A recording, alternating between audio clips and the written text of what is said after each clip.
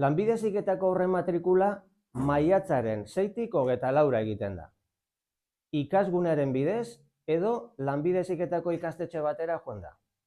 Oso pauso garrantzitsua da aurren matrikularena. Bestela, ezingo duzue matrikula egin epe arruntean.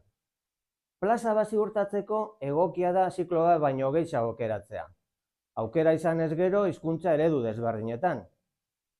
Uztailaren 5ean argitaratuko dira behin-behineko zerrendak eta uztailaren 11an behin betikoak. Lehenengo fasea. Matrikularen lehen fasea uztailaren 11tik 15era.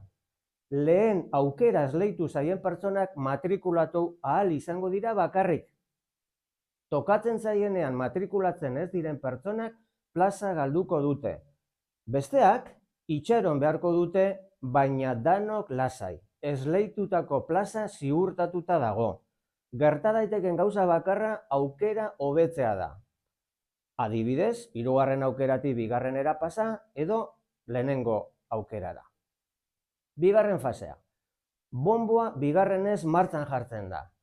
Plazak barrido esleituko dira eta uztailaren 17en lehen aukera esleitu zaien pertsona bakarrik matrikulatu ahal izango dira 2. fase honetan. Adibidez, pertsona batek uko egiten dionean bere Lanbide Heziketako plazari unibertsitatera doalako.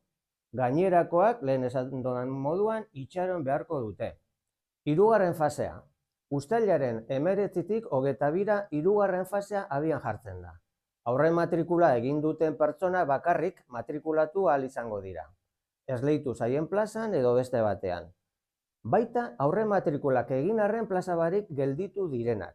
Beti ere jakina plaza librea dauden ziklo eta ikastetxeetan.